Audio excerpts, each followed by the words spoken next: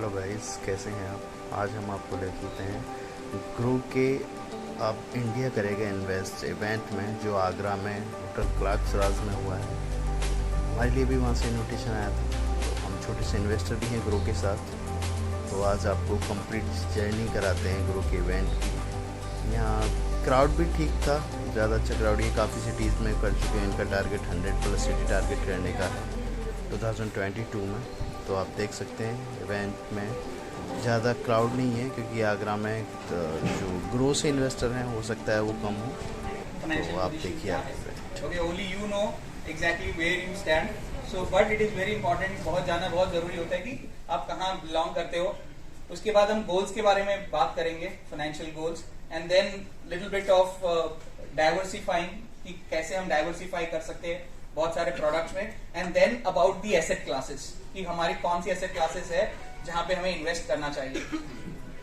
Now last 5-7 सालों में आपने डेटा के बारे में सुना होगा कि डेटा इज द किंग, जिसके पास डेटा है वो भगवान है, and every company is chasing for data, some ethically some unethically, but data के पीछे बहुत सारा हो रहा है। और जैसे ही मैं बोलता हूं डेटा, कौन सी कंपनीज आपके मन में आती है, लिस्टेड कंपनीज जिन्होंने Google, Meta, okay, TCS, Google, these are the names. अगर मैं आपसे कहूं एशियन पेंट्स, यस, उन्होंने कब मास्टर किया था डेटा? 2002, 1980s, और उससे भी पहले 1970s। What happened in 1970s with Asian Paint? They got a super computer back in 1970, जब इसरो के पास भी नहीं होता था, रेलवेज के पास भी नहीं होता था, तब एक पेंट कंपनी इतनी फॉरवर्ड लुकिंग हुई कि उनको लगा कि नहीं, हमें इसमें इन्वेस्ट करना चाहिए। 8 करोड़ रुपए लगा के उन्होंने सुपर इन्वेस्टमेंट, वो 2-3 फैक्ट्रीज और खोल सकते थे उस टाइम, लेकिन उन्होंने लगा नहीं, हमें डेटा में इन्वेस्ट करना चाहिए। तो क्या किया उन्होंने सुपर कंप्यूटर का? उसके बाद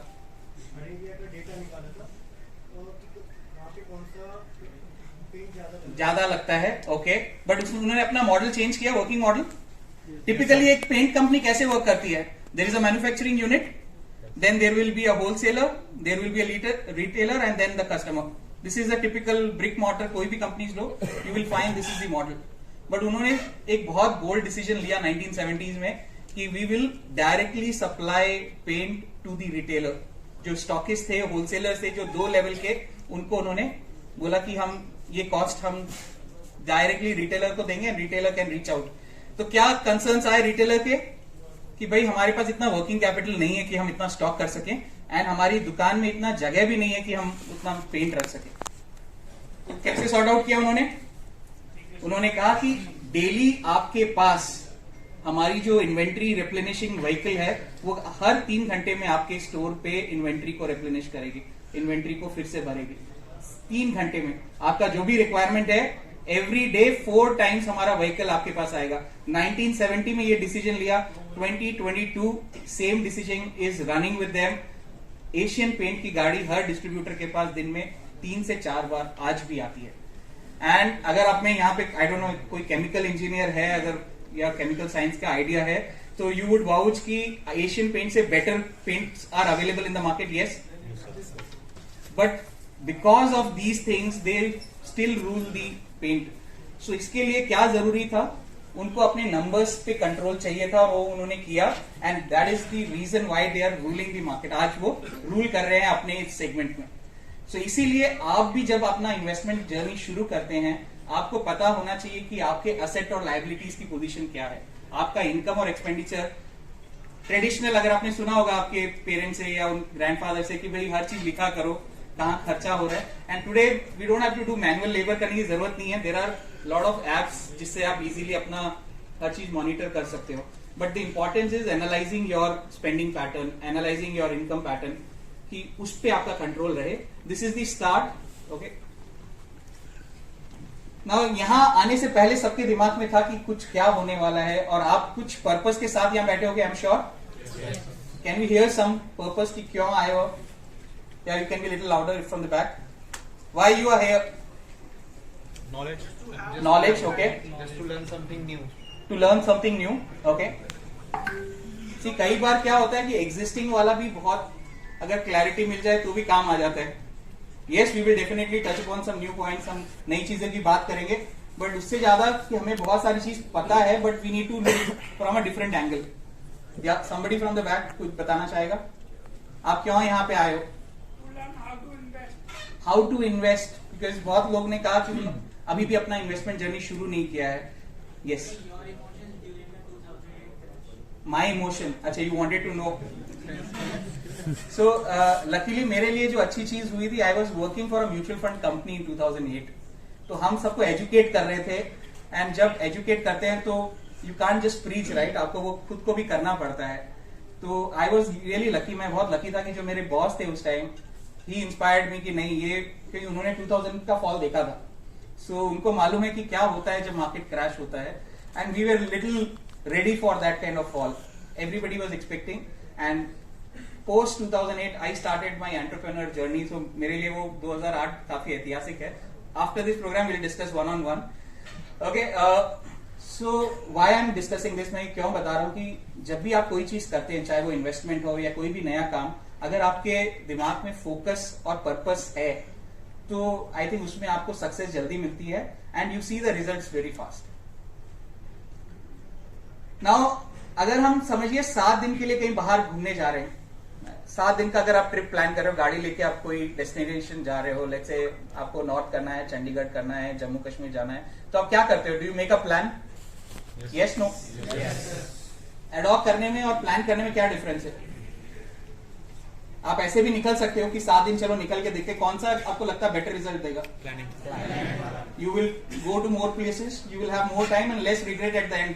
आपको लगेगा अच्छा नहीं तो ये भी कर सकते थे, यहाँ ज्यादा टाइम स्पेंड कर सकते थे. ओके, तो सिमिलरली जब हम अपनी फाइनेंशियल जर्नी की बात करते हैं, these are some of the goals. ये आपको बहुत सारे गोल्स एट डिफरेंट जंक्चर पे मिलेंगे. Okay, some at next 2 years, कुछ 10 साल के बाद, and then there are goals like retirement. Okay, जो जनरली हम बोलते हैं at the end of our career we have to be prepare. But यहाँ पे कितने लोग are thinking about their retirement now? Can we have raise of their hand? Sir, आपकी as?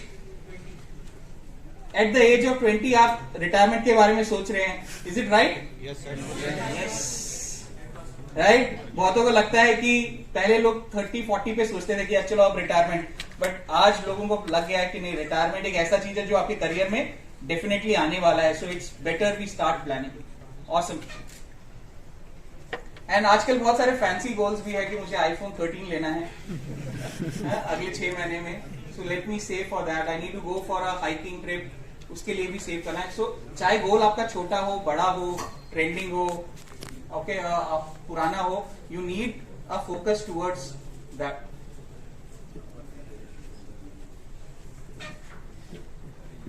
Okay, 50-30-20 rule आपको काफी पता होगा, आई थिंक आप लोगों ने देखा होगा, बट कितने लोग फॉलो कर पाते हैं इस रूल को? Honestly just raise your hands कि आप इसको फॉलो कर पाते हो. How many of you are doing saving of 20% and above every month? Okay, काफी अच्छा नंबर है. एंड जो लोग नहीं रेज कर पा रहे हैं, can we know the reason? क्या प्रॉब्लम्स आती है वो जो 20% सेव करने में? हाँ, स्माइल्स आ रहे, मुझे आंसर भी चाहिए. यस, एक्चुअली थोड़ा प्रॉब्लम ज्यादा है फैमिली का, और एक्चुअली मैं अकेला ही हूँ, है ना. ओके. और मेरा एक छोटा ब्रदर भी है. तो एक्चुअली मेरा ग्राफिक डिजाइनिंग का काम है, मैं ऑनलाइन ही करता हूँ. तो अभी सारा कुछ मेरे को देखना है, मतलब मैंने अभी स्टार्टिंग.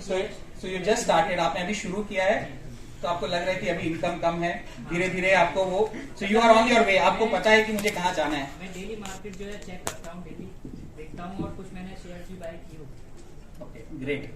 एनीबडी पीछे से कोई बताना चाहेगा? What are the challenges? किसी को क्या तकलीफ आ रही है कि भाई करना चाहते हैं बट नहीं हो पा रहा है? एक तो सबसे बड़ा है कि ठीक है चलो इनकम कम है इसलिए नहीं हो पा रहा है, बट कई बार क्या होता है इनकम रहते हुए भी हम नहीं कर पाते.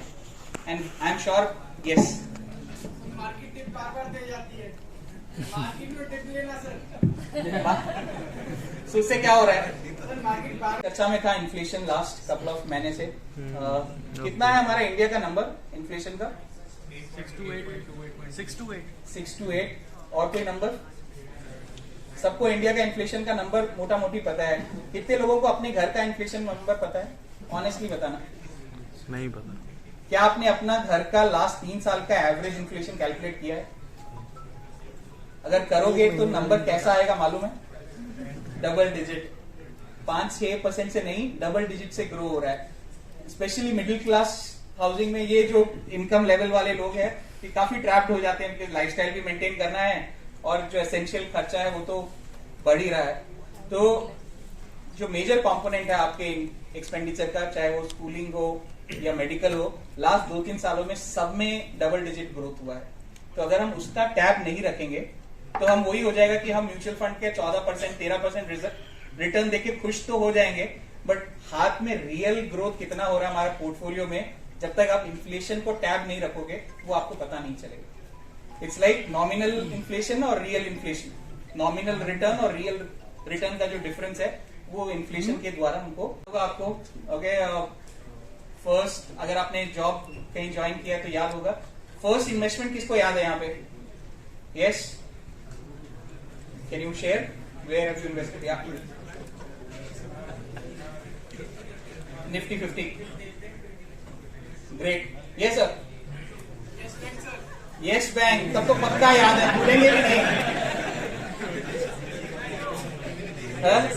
फिर भी स्माइल कर रहे हो, बहुत अच्छा है सर। हाँ पीछे से बताइए। यस, जोर से बोलिए sir. Zomato, time Technoplast, stock equities में किया था? यस। ओके, या अदर देन इक्विटी कोई किसी ने किया? गोल्ड, गोल्ड में, okay. Mutual funds, FD, okay. Reliance, okay. कौन सा वाला पूछना बहुत जरूरी है। ओके, सो काफी इंटरेस्टिंग डिवाइड देखा है। स्टॉक्स है, म्यूचुअल फंड्स है, गोल्ड है, आई एम श्योर किसी ने लैंड में भी किया होगा, अगर आप नहीं आपके पेरेंट्स और ने। सो ये सारे, इनको हम बोलते हैं एसेट क्लासेस, राइट? ये सारे इन्वेस्टमेंट ऑप्शंस है। अगर आपके पास पैसा है तो प्रॉब्लम है कि ऑप्शंस आज के दिन बहुत सारे हैं। ओके, ब्रॉडली हम उसको 4 बास्केट में डिवाइड करते हैं। जो 2 ट्रेडिशनल थे, जो पुराने से चले आ रहे हैं, गोल्ड और लैंड, वो आज भी है आपके लिए ऑप्शन। और मॉडर्न इन्वेस्टमेंट में जो fix deposits, fixed income and equity, जो काफी एक्साइटिंग है। कितने लोगों को यहाँ लगता है कि उनकी इन्वेस्टमेंट जर्नी काफी एक्साइटिंग चल रही है?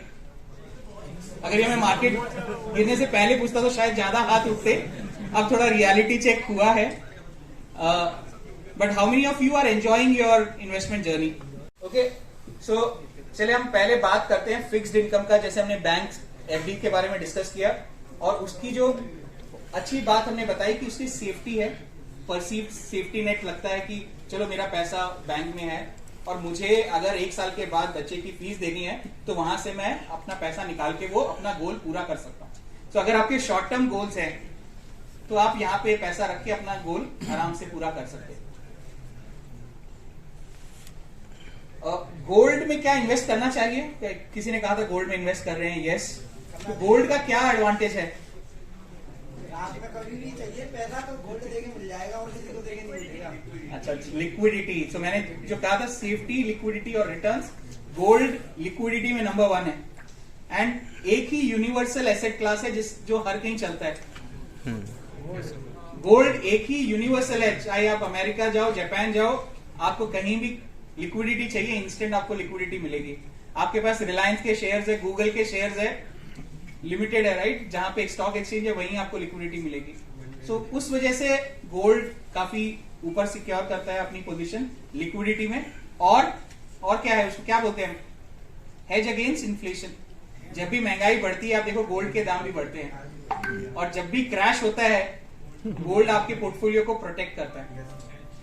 2020 में भी जब फास्ट क्रैश हमने देखा था तो गोल्ड ऑलमोस्ट 10-15% ओवरनाइट इंक्रीज हुआ था। हर क्रैश के टाइम हमने देखते। तो जो पोर्टफोलियो में जो सेवियर रहता है, आपके पोर्टफोलियो में सारे तरह के फीचर्स चाहिए, तो जो प्रोटेक्शन का जो पार्ट है वो गोल्ड प्ले करता है। तो कितना इन्वेस्ट करना चाहिए आइडियली हमें?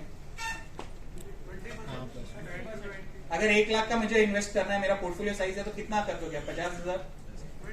20%? ओके, सो जनरली हम कहते हैं 10 to 15% is a good number. Again आपके जो गोल्स है उस पर भी डिसाइड होता है कि आपका फ्यूचर में आपको गोल्ड की अगर जरूरत पड़ती है तो बहुत सारे लोग उसको भी यूज करके अपना इन्वेस्टमेंट बढ़ा सकते हैं, बट कीप इट थोड़ा एलिमेंट गोल्ड में रखिए। और कहाँ पे इन्वेस्ट करना है, फिजिकल गोल्ड या दूसरे option? Digital sovereign gold bond funds और ETF। यस, सो ये जो प्रोडक्ट्स इवन ग्रो पे आई थिंक इजीली अवेलेबल है। फिजिकल गोल्ड का तो चैलेंज आपको सबको पता ही है, राइट? मेकिंग चार्जेस से ज्यादा सेफ्टी का आजकल है, बैंक लॉकर में भी सेफ नहीं है। जब आप न्यूज पढ़ते हो कि लॉकर्स में भी चोरियां हो रही है, then you get a little worried, आपको लगता है कि भाई कहाँ रखे। तो ये सारा हेडेक आपका सॉवरेन गोल्ड बॉन्ड्स में और ETF में नहीं है। तो उस वजह से gold makes a good case there. I think इसी का वेट हो रहा था कि कब हम इक्विटी की बात करें, एंड या मैं देख सकता हूँ काफी स्माइल्स। सो इक्विटी काफी एक्साइटिंग है। रिटर्न्स जो हम बात किए थे फिल्टर्स के, रिटर्न्स पे काफी अच्छा स्कोर करता है। बट चैलेंज क्या है इक्विटी में इन्वेस्ट करने का?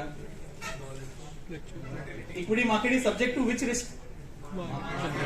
ये मार्केट रिस्क क्या होता है, कोई सिंपल लैंग्वेज में मुझे एक्सप्लेन करेगा? आई एम श्योर सबको पता होगा, but easy way so that जो नए इन्वेस्टर्स है उनको भी पता चल सके। सब इमोशन पे चलता है, सब इमोशन पे चलता है। Okay, demand and supply. ये बोल रहे इमोशन पे चलता है, आप बोलते डिमांड सप्लाई पे चलता है। उससे ही तो कनेक्ट है सब, उससे कनेक्टेड है। यस, और ऑपरेटर चला रहे हैं। ओके, अच्छा लग रहा है, काफी दिल की बात बाहर आ रही है। और कोई भी मार्केट रिस्क? ये सर बताइए। फॉरेन इन्वेस्टर, अच्छा, बाहर से जो पैसा आता है उससे हिसाब से। बट रिस्क क्या है? मार्केट रिस्क जो हम बोलते हैं वो क्या चीज है? ये सब तो आप मार्केट की कैरेक्टरिस्टिक बता रहे हो। आगे चलेगा कि नहीं चलेगा, कंपनी कैसे रहेगी, स्टॉक प्राइस ऊपर जाएगा या नीचे जाएगा, यही तो रिस्क है। मार्केट ऊपर जाएगा नीचे जाएगा, ये कैसे पता चले? ये रिस्क है, राइट? यहाँ पे कितने लोगों को स्विमिंग आती है? Art, science. आपकी अपने ग्रेजुएशन के हिसाब से तो नहीं बता रहे हो ना? Pure science, pure art, and किसी ने कहा कि इट्स अ मिक्स। तो डू यू एग्री कि ये एक कॉम्बिनेशन है? कैसे है, लेट्स डिस्कस।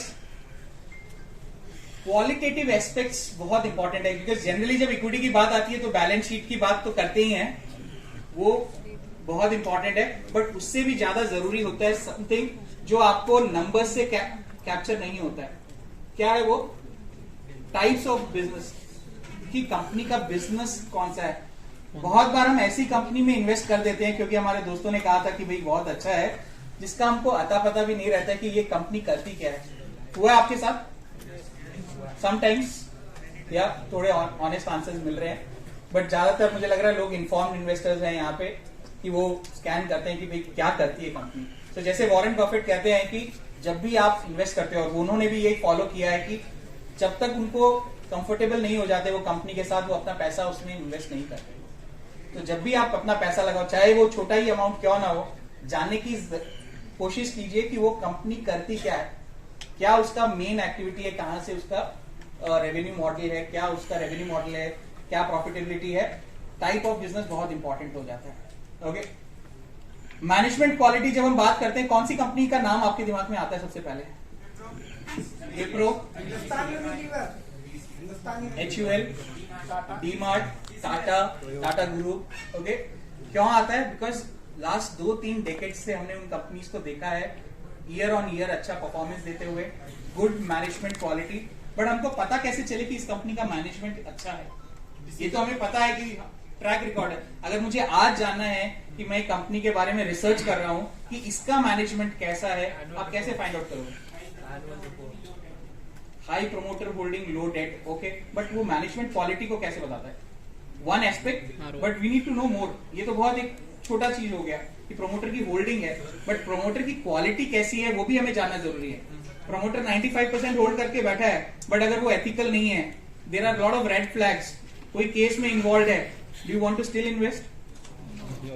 तो हमें ये जानना है कि प्रोमोटर की क्रेडिबिलिटी कैसी है। ओके, सो उनका जो टॉप मैनेजमेंट के नाम है, आप उनके बारे में सर्च कीजिए। आजकल गूगल में everything is very crystal clear.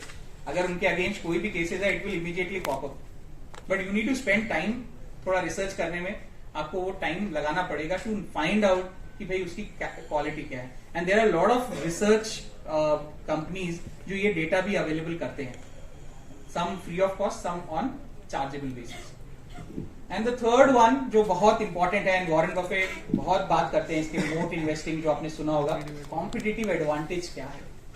कि अगर कंपनी ईयर ऑन ईयर बहुत अच्छा प्रॉफिट दे रही है, अगर उसके पास कॉम्पिटिटिव एडवांटेज नहीं है तो ये कितने साल तक कंटिन्यू रहेगा कोई नहीं बता सकता.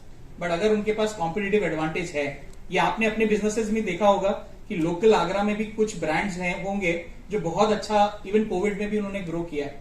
क्यों? क्योंकि उनका ब्रांड था और कुछ उनके पास ऐसा प्रोडक्ट था या कुछ ऐसा उनका सर्विसेज थे जो स्टैंड आउट होते हैं दूसरे कॉम्पिटिटर्स, एंड वो उनको एक एज देता है हायर प्रॉफिटेबिलिटी का, बेटर ब्रांड वैल्यू का और लॉन्ग रन में अच्छा परफॉर्मेंस देने का.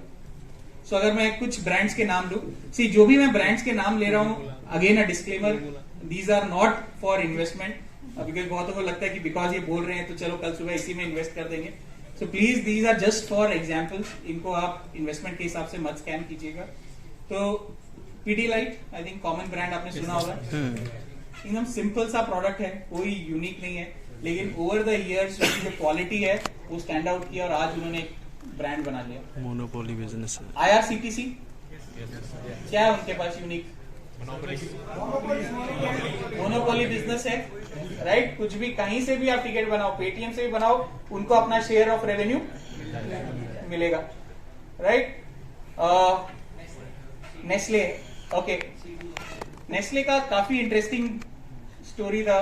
5 साल पहले आपने सुना होगा क्या हुआ था? कितने महीने के लिए आप लोगों ने छोड़ी थी मैगी? 1-1.5 महीने. ओके, और उनका स्टॉक प्राइस जब 6,000 था उससे वो 4-4,500 पे आ गया और आज के टाइम 17,000. एक डैशबोर्ड आप ग्रो ऐप में देखते हैं एंड उन्होंने काफी चेंजेस भी किया है. कितने लोगों को ये डैशबोर्ड बहुत सिंपल लगता है? Just raise your hands. Easy to understand. एक 5 साल का ट्रेंड आपको पता चल जाता है कि प्रॉफिट बढ़ रहा है, सेल्स बढ़ रही है. लेकिन अगर आप सेल्फ इन्वेस्टर हो और आप खुद का पैसा इन्वेस्ट करते हो तो आपको थोड़ा और जाना पड़ेगा कि प्रॉफिट अगर बढ़ रहा है तो क्यों बढ़ रहा है. सी बहुत बार क्या होता है कि बिजनेस एक्टिविटीज से बढ़ता है और बहुत बार क्या होता है आपने अपना एक एसेट सेल किया होगा, एक बिल्डिंग थी वो आपने सेल किया और स्टेलर प्रॉफिट्स आपके बैलेंस शीट में दिखा दिया. तो अगर बहुत ज्यादा डिफरेंस आया है प्रॉफिट में पिछले साल से, आपको ये भी जानना है कि क्यों आया है. Is it because of regular business activity या कुछ और स्पेशल एक्स्ट्रा कुछ उन्होंने किया? तो नंबर्स को आप देखिए और एनालाइज कीजिए कि कहां से वो आ रहे हैं.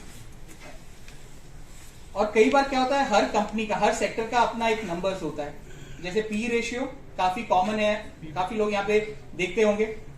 Yes, price by earning. तो क्या हम इसको सेक्टर वाइज कंपेयर कर सकते हैं? सीमेंट का टेक्नोलॉजी पी से कंपैरिजन कर सकते हैं? नहीं, राइट. तो जनरली सीमेंट कंपनीज का पी आपको काफी लो दिखेगा बिकॉज वो काफी कैपिटल इंटेंसिव होती हैं.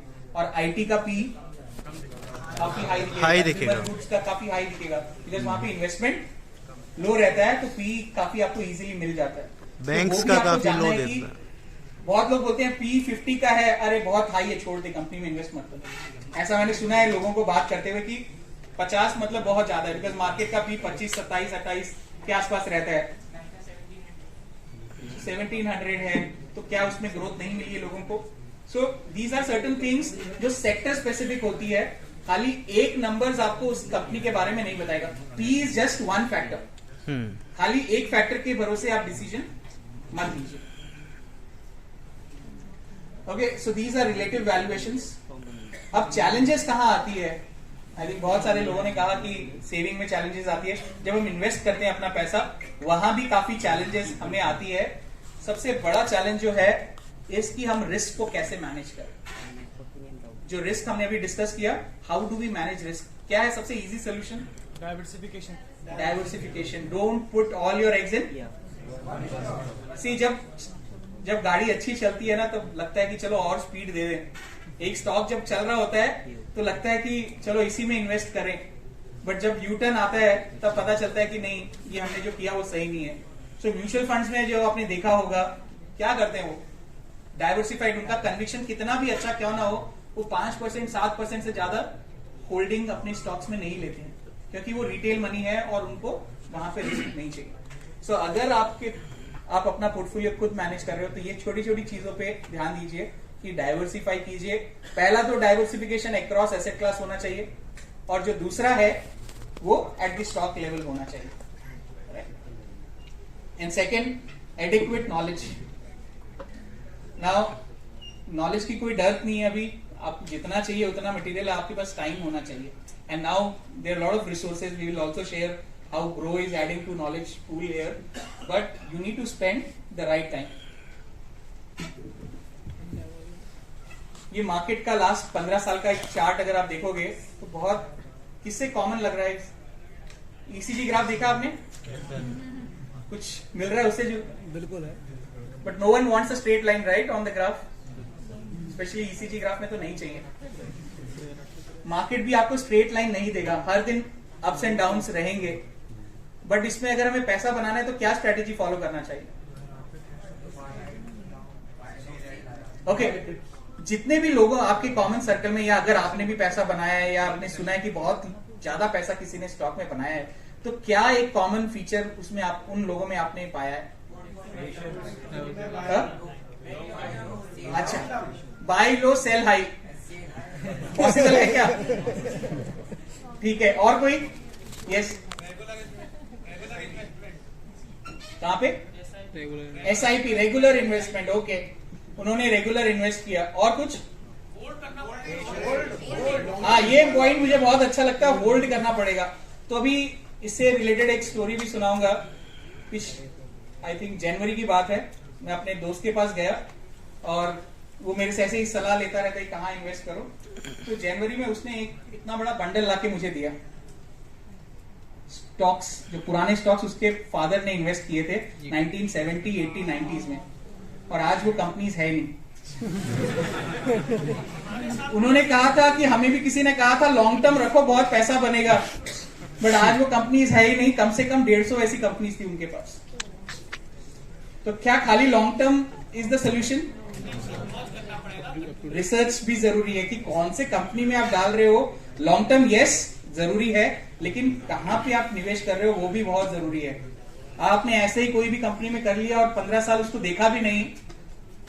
निफ्टी 50 का अगर आप पोर्टफोलियो आज से 20 साल पहले देखते और आज का portfolio, I think 70-80% of the companies have changed. And वो जो 20 साल पहले थी उसमें काफी कंपनियां आज एग्जिस्ट भी नहीं करती। निफ्टी 50 आई एम टॉकिंग, मैं स्मॉल कैप की बात नहीं कर रहा हूं, मिड कैप की बात नहीं कर रहा हूं।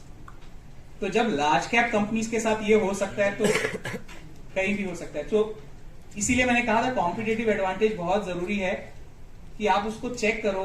और आज का कॉम्पिटिटिव एडवांटेज 5 साल के बाद रहेगा जरूरी नहीं है। आईटी में डालो, अब इतने लैपटॉप्स बिक रहे हैं तो आईटी तो रहने वाला ही है। तो फिर लोगों ने क्या किया, फैंग में इन्वेस्ट किया, एंड फिर उन्होंने देखा वहां पे भी करेक्शन आ गया। सो हमने एक छोटा सा स्टडी किया लास्ट 10 सालों का, टॉप 3 सेक्टर्स और वर्स्ट 3 सेक्टर्स एवरी ईयर। तो अगर ऊपर के आप नाम देखोगे तो 1, 2, 3 एंड 16, 17, 18, और आप खाली कलर को फॉलो करो, आपको समझ में आ जाएगा स्टोरी क्या है। कि अगर इस साल वो टॉप पे है तो अगले 2-3 साल पे वो 16-17 नंबर पे भी बैठा है। सो हर सेक्टर के साथ ये होता है। मेटल्स क्लासिक एग्जांपल, लास्ट 1.5-2 साल में मेटल्स ने काफी अच्छा रिटर्न दिया है। कई कंपनीज ने 100, 150, 200% रिटर्न भी दिखाया है। बट 2008 से अगर 2015 अगर आप मेटल्स का स्टोरी देखते तो उन्होंने काफी पैसा मार्केट से बाहर निकाला, मतलब they have actually given huge losses. 2008 के बाद पहली बार अभी 2022 में मेटल कंपनीज कैपेक्स करने का सोच रही है आफ्टर 14 लॉन्ग ईयर्स। एक अच्छा ट्रेंड उनको मिला है 12-13 साल के बाद। तो सिमिलरली अगर आप यहां देखोगे consumer durables, okay, reality second here, बाकी कहां पे है 1920 पे। सो हर सेक्टर एक साइकिल से जाता है। अगर आप सेक्टोरल इन्वेस्टमेंट कर रहे हो तो आपको एक सीजन इन्वेस्टर होना जरूरी है, और आपका एंट्री और एग्जिट पॉइंट बहुत इंपॉर्टेंट है वहां पे। बिकॉज अगर आपने एंट्री एग्जिट मिस किया then you will be again वो पेटीएम वाला स्टोरी शायद रिपीट हो जाएगा. सिमिलरली हम एक और ट्रेंड फॉलो करते हैं कि भाई मिड कैप और स्मॉल कैप में डालो, जल्दी पैसा बनेगा. बहुत लोग करते हैं और लास्ट ईयर मिड कैप्स ने काफी अच्छा दिया, स्मॉल कैप्स ने भी बहुत अच्छा रिटर्न दिया. जब मार्केट गिरता है तो सबसे पहले कौन सा गिरता है, और मार्केट जब बढ़ता है तो कौन सा बढ़ता है पहले. अगेन यहाँ पे आंसर्स थोड़े, किसी ने स्मॉल का, किसी ने लार्ज का. जब रैली शुरू होती है 2020 में भी, जब रैली शुरू हुई थी वापस, कौन सा मार्केट कैप ने सबसे पहले ग्रोथ दिखाया? Large cap. क्यों? Any reasons? इंडेक्स. ओके, मैं बेसिक रीजन क्या है कि लार्ज कंपनीज अच्छा करते हैं उस टाइम? लोगों का ट्रस्ट. ओके, एक yes, so they know how to handle bear phase. Okay, simple reason मैं आपको बताऊं. Yes, foreign investment. See all these are some elements to it, but अगर आप मोटा मोटा मुझसे पूछोगे कि क्या रीजन है, आप अगर अपना वॉलेट शेयर देखते हो, अगर आप रोज 100 रुपए स्पेंड करते हो और आप उसका एक ग्राफ बनाओगे कि ये पैसा कहाँ जा रहा है, कौन सी कंपनीज को जा रहा है, आपको पता चलेगा 70-80% आपका वॉलेट शेयर लार्ज कंपनीज को डायरेक्टली या इनडायरेक्टली जा रहा है. यस, और वो कंपनीज ऐसी कंपनीज है जो इट्स लाइक आपके मार्केट ऊपर रहे या नीचे रहे, आपको वो कंज्यूम करना ही है, because they are mostly essentials और रिलेटेड टू एसेंशियल्स. इसलिए large companies they react first mostly. ऐसा नहीं है कि वही जाएगी, बट जनरली अगर जो हम ट्रेंड देखते हैं लास्ट 20-30 सालों का, हर फॉल के बाद लार्ज कंपनीज थोड़ा जल्दी ऊपर जाती है. और दूसरा रीजन क्या है, अगर 2020 because everybody is quite familiar recently, जब कोविड आया था और आई think everybody was at home, only essentials और गवर्नमेंट, ये दो ही स्पेंडिंग कर रहे थे. सिर्फ गवर्नमेंट अपना पैसा स्पेंड कर रही थी, private companies were shut. Okay, personal spending भी काफी हद तक रुक गए थे. तो गवर्नमेंट को स्पेंड करना था क्योंकि इकोनॉमी को चलाना है. अगर गवर्नमेंट भी स्पेंड नहीं करता तो इकोनॉमी का हाल और बुरा होता. और जब गवर्नमेंट स्पेंड करता है तो कहां स्पेंड करता है? Projects, infra, wellness. और जब वो टेंडर देते हैं, कौन सी कंपनीज को टेंडर देगी अगर गवर्नमेंट स्पेंड कर रहे हैं? लार्ज या स्मॉल? तो वो पैसा भी पहले लार्ज को जाता है. लार्ज विल डू अ सब कॉन्ट्रैक्ट और देन मिड कैप्स आते हैं, देन स्मॉल कैप्स आते हैं. इसीलिए आप देखते हो large cap will be always there. But again ऐसा नहीं है कि लार्ज कैप में लगा दो और वही बेस्ट परफॉर्मेंस है. There are years when mid cap has given, 2014 small cap has given much better than a large cap.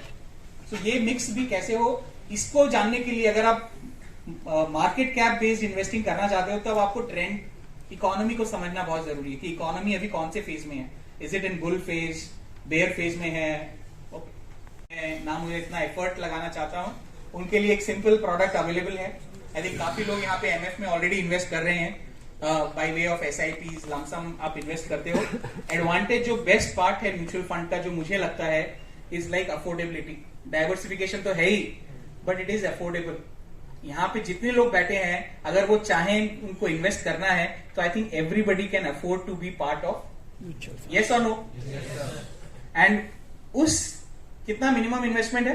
100, 500. चलो 500 भी अगर अपने पकड़ते हैं, उसमें जो आपको डाइवर्सिफिकेशन मिलती है, MRF का क्या प्राइस है? 70,000. मेरे पास पॉकेट में 500 रुपए, मैं MRF का सोच भी नहीं सकता हूं. बट मैंने एक म्यूचुअल फंड लिया, उसमें MRF पोर्टफोलियो में मुझे आया. तो 500 रुपए में मैं MRF का भी part owner, I may not be the full one stock owner, but partially मुझे MRF का एक्सपोजर मिला. दैट इज समथिंग यूनिक जो सिर्फ म्यूचुअल फंड आपको दे सकता है. तो अगर आपको ऐसी कंपनीज है जिसमें आप इन्वेस्ट करना चाह रहे हो, लेकिन आपको लग रहा है कि आपके बजट से बाहर है, बट आपको उसमें इन्वेस्टमेंट चाहिए, तो ये एक आई कैन से जिसका बोलते हैं ना हैक है, या small shortcut way to invest and fulfil your dreams. So एक छोटा सा कैलकुलेशन दिखाना चाहूंगा, सो दैट काफी लोगों को जो लगता है कि लॉन्ग टर्म में पैसा तो बनता है, बट क्या रिस्क है वो जानना भी बहुत जरूरी है. तो एक छोटा सा एक ओके, 2 जनवरी 1995. सो एक इन्वेस्टर थे जिन्होंने म्यूचुअल फंड में 95 में इन्वेस्ट किया था। सो म्यूचुअल फंड उतना पुराना है कि 90s में शुरू हो गया था। पहले ऑप्शंस काफी कम थे, थोड़े ही ऑप्शंस थे, यूटीआई, एचडीएफसी, ये सारे प्रोडक्ट्स हैं। धीरे धीरे कंपनीज बढ़ती गई। तो जब इन्होंने अपना पैसा इन्वेस्ट किया, कितना पैसा इन्वेस्ट किया था? 1 लाख इन्वेस्ट किया था। तो ये गए अपने डिस्ट्रीब्यूटर के पास। उस टाइम ग्रो ऐप नहीं थी, डायरेक्ट इन्वेस्टमेंट्स नहीं होते थे, डिस्ट्रीब्यूटर्स और बैंक्स के थ्रू आप निवेश करते थे। तो इन्होंने अपने डिस्ट्रीब्यूटर को बोला मुझे 1 लाख इन्वेस्ट करना है, कहाँ करें? तब म्यूचुअल फंड नया आया था। उन्होंने कहा ये एक नया प्रोडक्ट है, काफी अच्छा है, मार्केट में इन्वेस्ट करता है। तो उन्होंने पूछा कितने साल के लिए मैं रखूं ये? तो उन्होंने कहा 5 साल तक रखो, आपको ठीक ठाक रिटर्न मिल जाएगा। तो जब कोई ऐसा बोल देता है तो फिर वो वेट हो जाता है कि 5 साल कब पूरे होंगे, चाहे वो प्रोडक्ट लॉन्ग टर्म का भी हो, बट हम वेट करते हैं कि। तो उन्होंने भी कहा कि ये प्रोडक्ट है, ये आपको एनएवी देता है, जो इसकी प्राइस रहती है, ये ऑन अ डेली बेसिस आती है, लेकिन आप डेली बेसिस पे चेक ना ही करें तो अच्छा है। तो उन्होंने कहा क्यों हम चेक नहीं करें? क्या रीजन है? डेली अगर आप देखते हो तो क्या होता है आपको? बीपी बढ़ जाता है। So that is the problem. अगर 20 साल 30 साल पहले अगर रियल एस्टेट का भी एनएवी होता तो जो लोगों ने पैसा बनाया है लॉन्ग टर्म लैंड में वो बन पाता। अगर आपको आपके लैंड की प्राइस डेली पता चलती इतना बढ़ गया है, तो जो होल्ड किए हैं लोग 20 साल 30 साल, वो शायद कभी का बेच के निकल जाते। ये भी होता है बिकॉज जब आप यू गेट टेम्पटेड, जब आपको पता चलता है कि अच्छा प्राइस इतना बढ़ गया है। तो उन्होंने हर महीने डिसाइड किया कि हर महीने की पहली तारीख को मैं चेक करूंगा कि मेरा प्राइस कितना है। सो 10 रुपए का जो नेक्स्ट आया 9.34, ये ऐसा क्यों हुआ? कोई पुराना इन्वेस्टर है, anybody who have seen 90s 2000 में म्यूचुअल फंड्स, वहां पे बहुत चार्जेस होते थे। Entry load, entry exit load तो अभी भी है, बट एंट्री लोड उस टाइम होता था, और बहुत सारे इनिशियल चार्जेस होते थे, एक्सपेंसेस जो आपको स्टार्टिंग में पे करने पड़ते थे। 5-6% आपका इन्वेस्टमेंट पूरा उसमें चला जाता था। आज स्टोरी अलग है। आज आप अगर 1 लाख डालते हो, पूरा 1 लाख आपका ऑलमोस्ट इन्वेस्ट होता है। सो इन्होंने इन्वेस्ट किया और इनका 1,93,000 बन गया ऑन डे 1। एंड वहां से मार्केट ने भी थोड़ा इनका साथ कम दिया और पैसा थोड़ा नीचे जाने लगा। ये एनएवीज है और ये वैल्यूज है। 1 साल के बाद जब इन्होंने अपना बैलेंस देखा तो 1 लाख कम होके 72,000। नाउ आप अगर उनकी जगह होते तो आपके दिमाग में क्या आता? Withdrawal, hold, okay. तो उन्होंने भी वैसा कुछ सोचा और अपने डिस्ट्रीब्यूटर को कॉल किया कि भाई आपने ये जो स्कीम दी है कोई पॉन्जी स्कीम तो नहीं है? क्योंकि उस टाइम ऐसा ही लगता था ना कि भाई पैसा नीचे ही जा रहा है। एक दिन भी मैंने 1 लाख के ऊपर वैल्यू नहीं देखी, नीचे ही जा रहा है। तो उन्होंने कहा मैंने आपको पहले ही कहा था कितने साल वेट करना है? 5 साल। तो फिर वही कार्यक्रम शुरू हुआ और वो वेट करते रहे। 1 साल के बाद उन्होंने कुछ ऐसा देखा।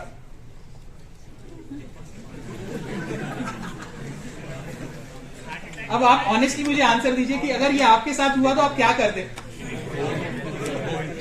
जितना मिल रहा है उतना तो ले लें। Shopper Stop sell off 51%।